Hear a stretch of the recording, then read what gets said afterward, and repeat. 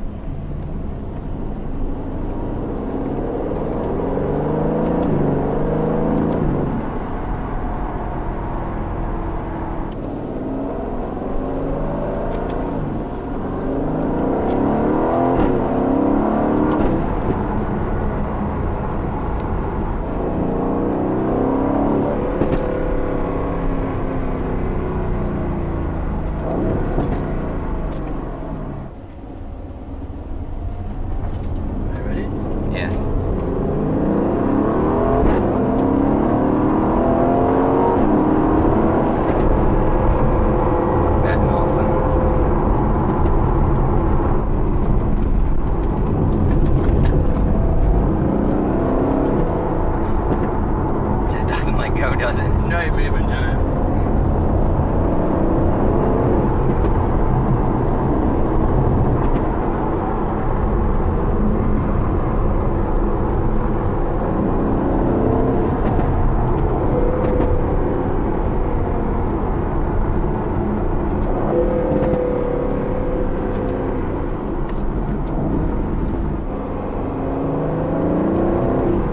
Yeah, turbo's cool though. Yeah, a little bit.